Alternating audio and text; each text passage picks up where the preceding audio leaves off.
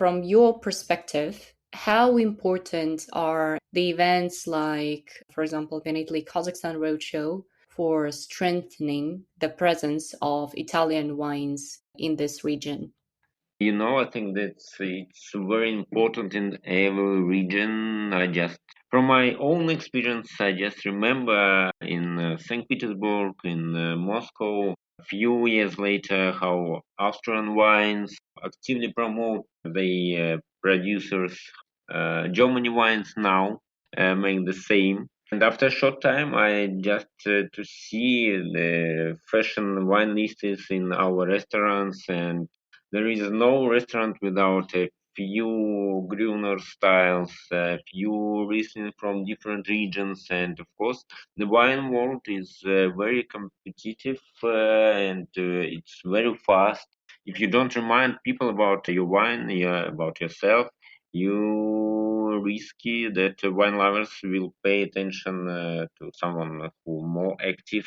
I think this event is very important for all industry and for Italian wines especially. Welcome to Asia Wine Market Almaty Special Edition with me, your host Roza.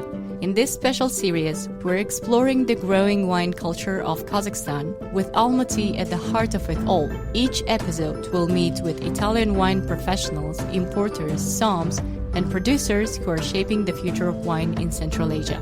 Whether you're a winery looking to expand into new markets or a local expert curious about the market dynamics, you are in the right place.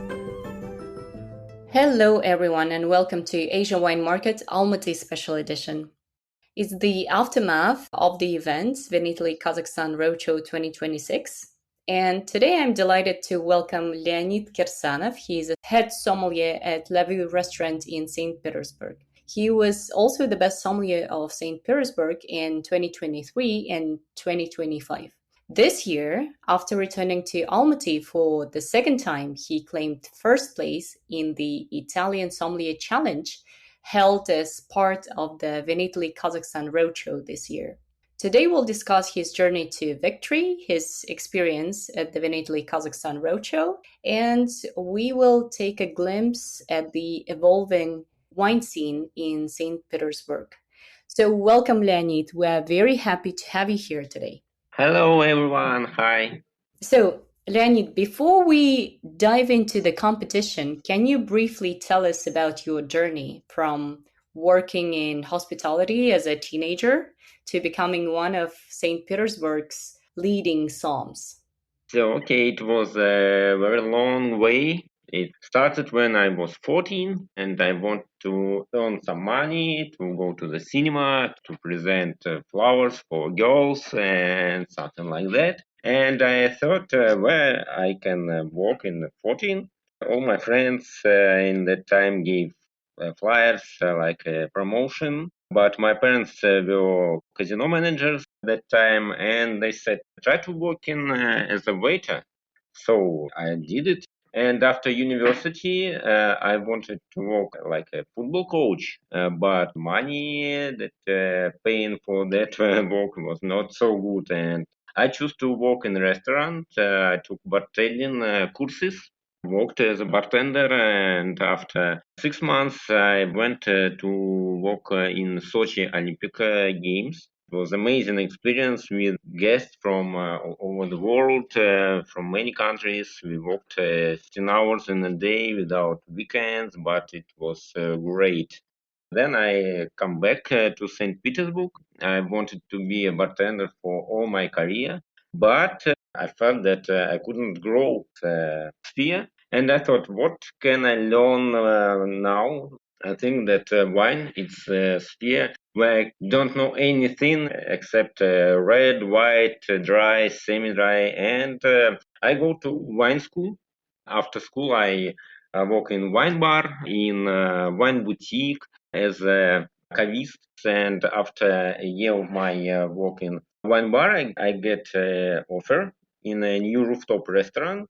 Now I work there about 9 years. Now I'm a head sommelier of Vue. When I started in that time, I'm going to sommelier competition. At first, just to watch to the best of our profession. Then I love to compete. I'm football player in the past, and so I decided to try to prepare for the competition. So a few years later, the winner came to me, something like that. Oh, that's a nice trajectory, I think. And also, again, your background, the fact that you've been playing football when you were younger, I think it was also, in a way, taught you the discipline that is needed if you want to participate in this kind of competitions, the sommelier competitions, which can be quite intense. About the discipline, I think that it's not the only sport past, but it's my character maybe because when I was a little boy, everyone running and playing, maybe fighting to each other, but me. I like to sit in a corner and to do something alone, and now it helps to learn a lot of information about the wine. So I think that it's not only sport, but also my Your personality. yes, maybe. Okay, got it. Thanks to discipline and thanks to that personality, so you won the sommelier competition that took place in Almaty in the end of June during the Vinitaly Kazakhstan Roadshow. So for today, our key learning objectives are we're going to explore the Italian Sommelier Challenge and the role it plays in developing wine professionals. Second, we're going to gain insights into the Vinitaly Kazakhstan Roadshow because you came as a guest there. And third, we are going to explore just a bit the current Italian wine scene in Saint Petersburg. So, before we move to our first takeaway, I'd like to give some information about the Italian Sommelier Challenge. So, what is it? So, the Italian Sommelier Challenge is an element of the Vinitaly Kazakhstan Roadshow dedicated to the next generation of wine professionals, organized in collaboration with the Central Asian Wine University and iWine Kazakhstan School. As the winner of the challenge, Leonid was awarded a scholarship to participate in the Vinitaly International Academy Flagship edition in Verona in 2027. And for that, I really congratulate you. Having passed the Italian Wine Ambassador certification in Verona myself, I think it's a great opportunity, first of all, to go there, to get a chance to taste all this diverse range of greatest Italian wines and also to be taught by an amazing teacher, Sarah Heller, Master of Wine. Yeah, I'm very happy for you. I think you're going to find it very exciting once you go there next year. So, now coming back to us, this was your second time competing in the Italian Sommelier Challenge. You participated last year also. What motivated you to return after last year's experience, especially because you are not local, you're not from Kazakhstan, you're not from Almaty, and it's a bit challenging to come back like for the second year in a row. Thank you very much for congratulations. I'm also very happy to be the next year in Verona. I think it will be very good challenge for me. So in last year I was in international competition for the first time in my life. I just wanted to see how it was compared to be with the best sommeliers. It was really interesting. The atmosphere was very great. People in Almaty, in Kazakhstan, very kind and friendly. Almaty is a beautiful European city with a lot of wine bars, wine places. It was really great, and in the competition, I have been in many competitions myself, and I watch a lot of them.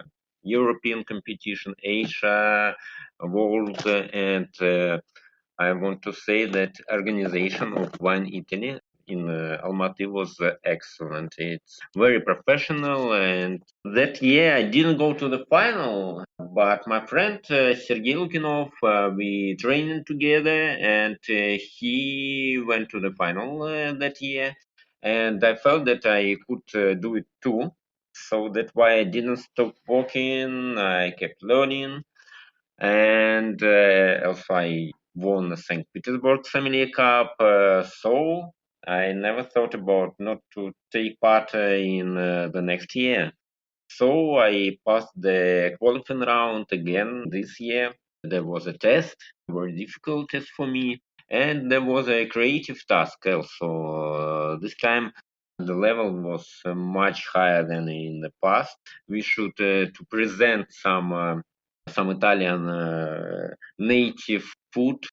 Some participant made like short films, not present. So it was really great, and judges like my work also. I was very happy to back to Almaty in this year, and just want to compete. That's all motivation.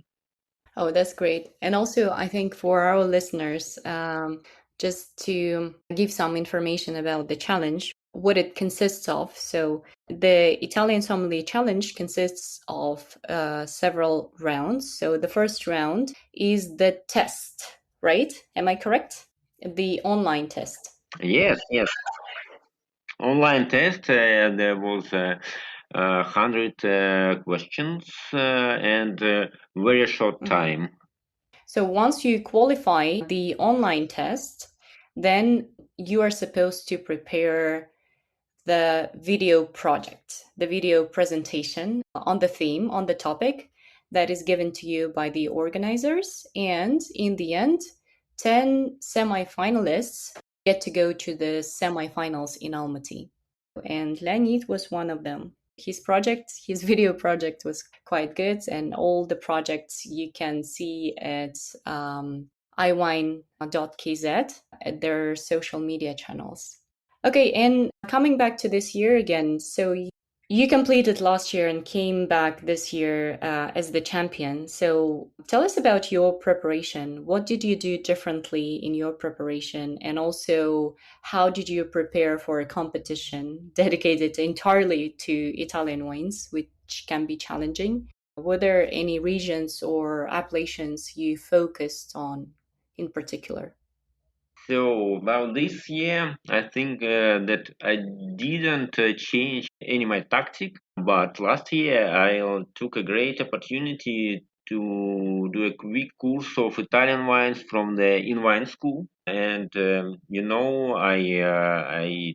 took a lot of online courses about the wine, but this was one of the best, I want to say, and also, I paid a special attention to some small, less known regions that people often forget about, like Val d'Aosta, Liguria, something like that. And in competitions, they often try to catch you on these not obvious things. It's like you do the same things again and again. By the millimeter, you became a better, and only through the time you can see the great work you did. So it's just to try to be stubborn and persistent. Well, yeah, that's true. Again, the element of stubbornness, it has to be there. Competitions require not only technical knowledge, as we said, again, you have to be stubborn, but also you need to have this confidence when you perform on stage, especially. How do you prepare mentally before stepping onto the stage? And for sommeliers considering participating next year or in any other competition, what advice would you give them? So, before in the past, I was very afraid of stage, of audience. But now I think that performing in the final is one of my best thing I do. I really enjoy it, and I get a lot of energy from audience. I don't remember when this changed in me, but I can give the only one advice for everyone.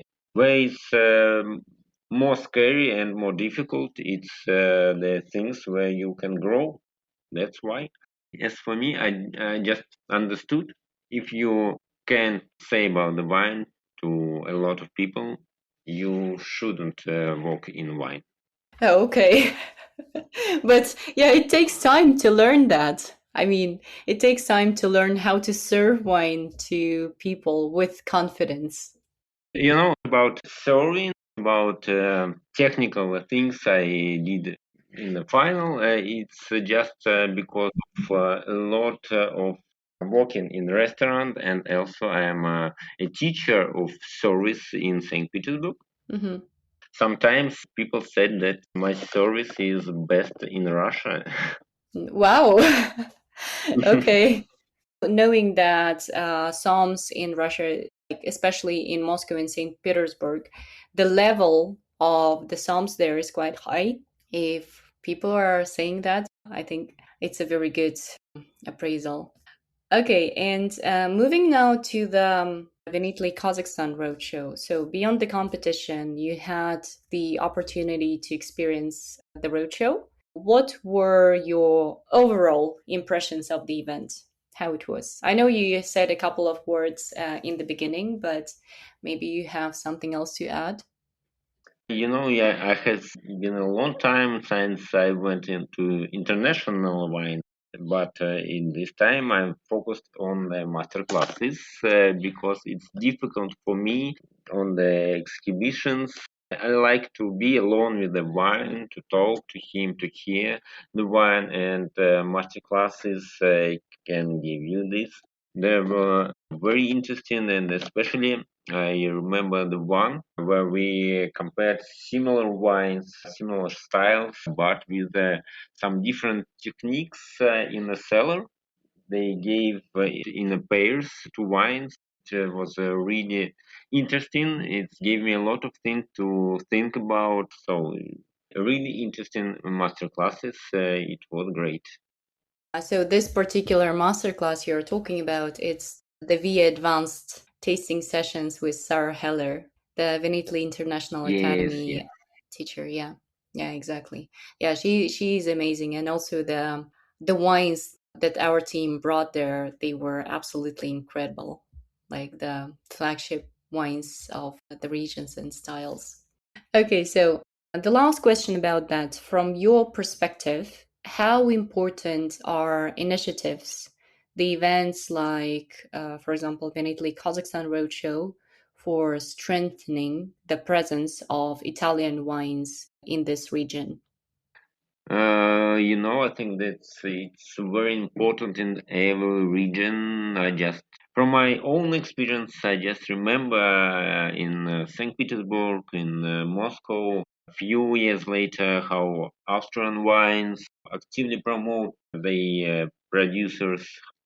Germany wines now make the same. And after a short time, I just to see the fashion wine lists in our restaurants, and there is no restaurant without a few Gruner styles, a few Riesling from different regions, and of course, the wine world is very competitive and it's very fast. If you don't remind people about your wine, about yourself, you risky that wine lovers will pay attention to someone who more active. I think this event is very important for all industry and for Italian wines especially. Hmm. Well, yeah, I agree with you. If you decide not to invest in this market, someone else will do that. Or if you decide Yeah. not to come, someone else will come and take the place, take the spot. Okay, and also you started talking about the market in Russia. I think it's a good segue to move on to Saint Petersburg. So let's talk about your home city. How would you describe the wine scene in Saint Petersburg today? Like in general. You know, someone said that past was best, but I don't know about this. Today in St. Petersburg, there is a small crisis in wine sector. It was glad to see. Almaty situation. It was like 10 years ago in Saint Pete. But today we have many reasons for these small crisis. It's some people choosing to stop drinking alcohol, and prices for wine in Russia not very friendly, you know. But this group of wine lovers from the past, they stayed together and they become closer. And a lot of work in this direction is done. Wine distribution, like company Simple and wine schools. For example, Notria, one of the best in Saint Petersburg, in Moscow. They try to promote great wines, not the basic. And of course, the development of Russian winemaking gives a big push to this to wine sector, and I think that it is one of the main driver of growing interest in our sphere. So, few months later, I became ambassador of a Russian winery called Galitsky and Galitsky. So I think it's one of the main drivers. It's local winemaking. Hmm. So right now there is this trend for local wines produced in Russia, and because the prices for the imported wines they got higher. So yes, of course, the price is not is very friendly. Import duties, taxes, they make the price very high. Even basic Prosecco wine in the market, in the shop, you can buy about 10 euros. It's very high price. And local wines can give us a chance to be near the wine and to drink wine. It pushes the attention to the wine. Hmm. Well, yeah, definitely. We can see that there is a kind of crisis, especially for imported wines in Russia. But again, maybe, who knows? After the crisis, maybe it's going to be even better than 10 years ago, let's say. So let's hope for that. Going to Italian wines. So, how popular are Italian wines among consumers now, and which regions or styles or grape varieties are currently performing particularly well in this kind of conditions? So you know, I have a big special restaurant. It's a Vue Restaurant on the roof, and mostly people come to enjoy the view of the city. But I want to say that Italian wines are always at the top of the sales. Prosecco, Chianti, Pinot Grigio, they really like locomotives of the sales. But sometimes I try to show them some interesting, not so classical. For example, volcanic wines from Etna really surprised my guests. I really enjoy to see the practically always positive reaction at these types of wines and red and like white. So Italian wines always at the top, and you know we often take contracts with wine companies, and we spend a lot of money. And Prosecco is a half of our contract. Really, really great consuming. Hmm. Well, yeah, Prosecco is the absolute star, not only in Russia, also in Kazakhstan, but also in the whole world. Um, Thank you so much for all the insights. Thank you a lot for this glimpse on the wine market in Saint Petersburg. For sure, in the future, we need to talk about it more in detail. But for now, it's time for us to wrap up. But before doing so, we have the three rapid fire questions that we usually ask our guests in the end of the of each episode. So if you can be concise, short, and quick, that would be helpful. If not, then it's okay too. So first, if you could recommend just one Italian wine region for wine professionals to explore in depth, which would it be and why? Oh, this is a difficult question, I have to choose between Tuscany and Piedmont, but it's like a battle between Burgundy and Bordeaux. Okay, if I have to give my heart to only one, so I would choose Tuscany. Maybe I'm still like old school wine lover, but Tuscany for me is very great and more historical, and Piedmont is maybe difficulty for me. Tuscany in my heart. So Tuscany is something that you approached probably earlier in your career, and it's more No, understandable. That no, is why. not No? yes, maybe understandable, and maybe Tuscany is my style. It's powerful, it's bright, it gives a lot of not only a lot of nuances, but a lot of complexity. Powerful, great wine, but Piedmont is for me too much delicate. I love powerful styles. Okay, okay. So this is your personal taste, and also Tuscany. When you say Tuscany, which area specifically? Are you talking about Montalcino or? Yes, the greatest wine in my life, it was Saldera 2016. Brunello di Montalcino, it was one of the great experience in my life. Mhm. But maybe it is because I was in Italy at the time when I was trying. Maybe it is the reason. Well, yeah. If you're trying Italian wine in Italy in a proper setting, it gives much more points to that wine too. Okay. So second, what is one piece of advice you'd give to anyone preparing for their first sommelier competition? For the first, I have one advice: just enjoy the process, not for the result. You can't take a great result for the first time. It's not the sphere where can you learn one time everything. But if you do your thing with the pleasure, the results will not keep you waiting. Yeah, that's true. And that is a great advice. Yeah, if you're participating for the first time, it's very important to enjoy the process. Yeah, right. And also to network. It's always the competition is not only about competing with others and showing your skills, but also networking and making friends too. Okay, so and finally, name some of your favorite wine spots in Saint Petersburg for someone who's going to travel there, maybe.